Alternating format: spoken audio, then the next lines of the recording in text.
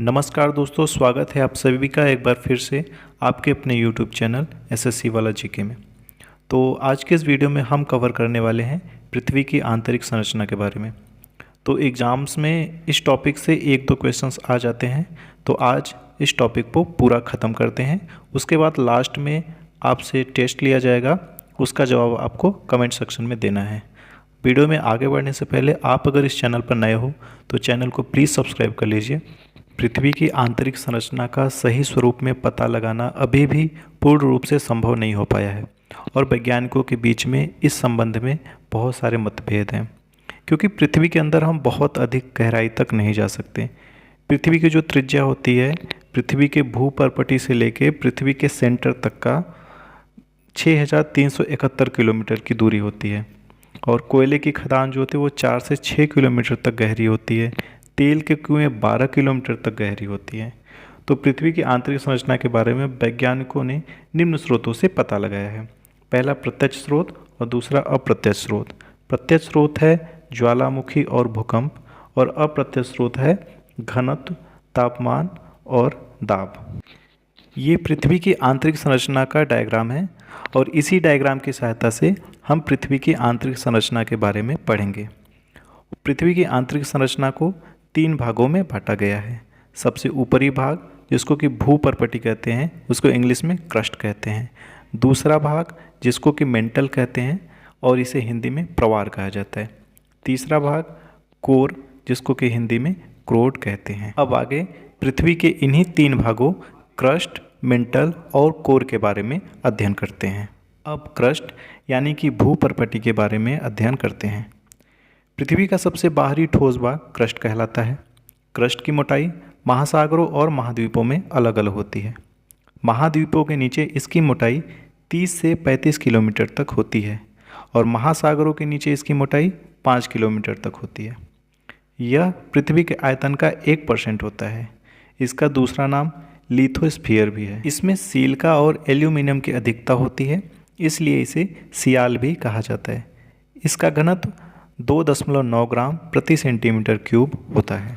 अब बात करते हैं मेंटल के बारे में। यह क्रस्ट की निचली सतह से लेकर 2900 किलोमीटर तक फैला हुआ है और ये प्लेटें जो होती हैं वो बेसाल्ट पत्थरों की चट्टानों से बनी हुई हैं। ज्वालामुखी विस्फोट के समय जो लावा, राख और गैसें ये सभी निकलती हैं वो इन्हीं चट्टानों से ही निकलती हैं। और पृथ्वी के आयतन का 83% और द्रव्यमान का 67% सिर्फ मेंटल होता है। मतलब पृथ्वी का सिर्फ 83% जो आयतन है वो मेंटल का है। इसका दूसरा नाम पायरोस्फीयर भी है। इसे सीमा भी कहा जाता है क्योंकि इसमें सिलिका और मैग्नीशियम की अधिकता पाई जाती है। इसका घनत्व 4.5 ग्राम प्रति सेंटीमीटर क्यूब होता है। मतलब इसका घनत्व क्रस्ट के घनत्व से कम है। इसे वाइट ऑफ द अर्थ भी कहते हैं। कई बार क्वेश्चन में आ चुका है, वाइट ऑफ द अर्थ किस प्लेट को कहा जाता है? प्रवार को कहा जाता है।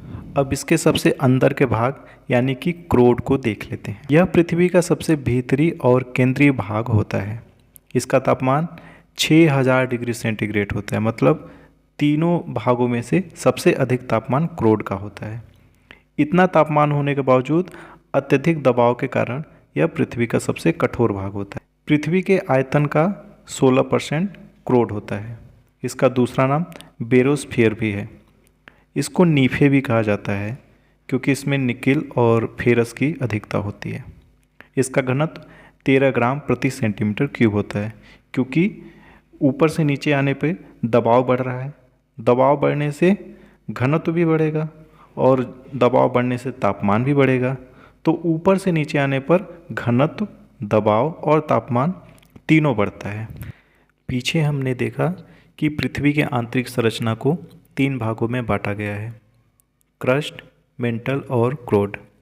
भूवैज्ञानिकों ने इसको और गहराई से अध्ययन किया और इन तीनों भागों को 6 भागों में बांट दिया। जैसे इन्होंने क्रस्ट को 2 भागों में बांट दिया, ऊपर का भाग अपर क्रस्ट, नीचे का भाग लोअर क्रस्ट।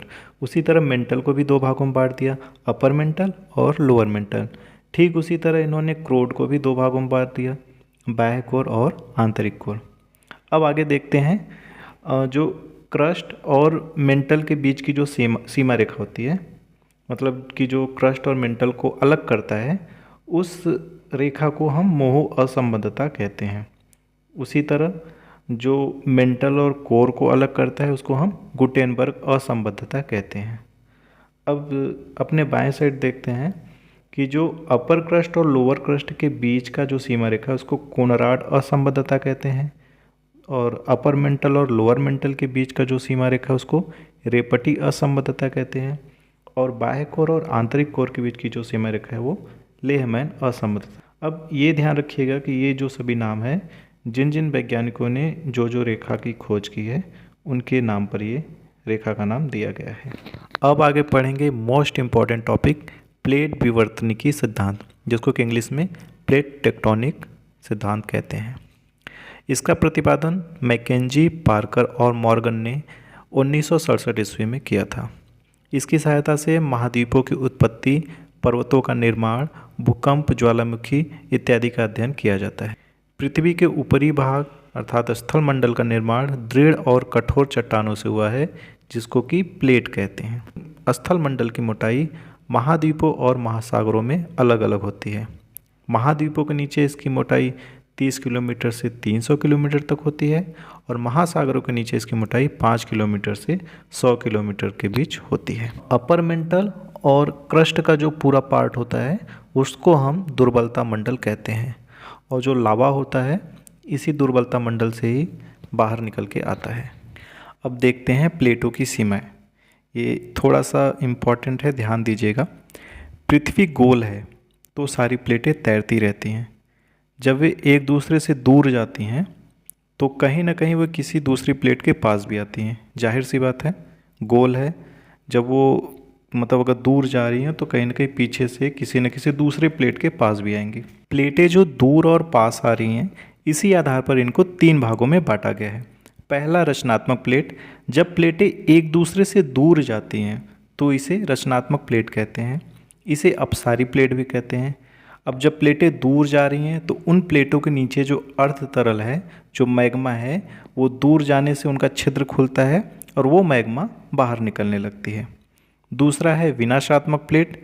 जब प्लेटें एक दूसरे के पास आती हैं तो प्लेटों के टकराने से उनकी सीमाओं का विनाश हो जाता है, जिससे वलित पर्वतों का निर्माण होता है। इसे अभिसारी प्लेट भी कहते हैं। तीसरा है संरक्षी प्लेट किनारा। प्लेटें इसमें न तो पास आती हैं न ही दूर जाती हैं, और ये बस आपस में घिसती हैं। नासा के द्वारा 100 प्लेटें खोजी जा चुकी हैं, जिसमें 7 बड़ी प्लेटें हैं, 20 छोटी प्लेटें हैं एवं अन्य प्लेटें शामिल हैं। 7 बड़ी प्लेटें का नाम निम्नलिखित है: अंटार्कटिक प्लेट, उत्तरी अमेरिकी प्लेट, दक्षिणी अमेरिकी प्लेट, प्रशांत महासागरीय plate, Indo Australian New Zealand plate, अफ्रीकी प्लेट और यूरेशियाई प्लेट। आशा करता हूँ पृथ्वी की आंतरिक संरचना का ये टॉपिक आपको बहुत अच्छे से मैंने समझा दिया हो।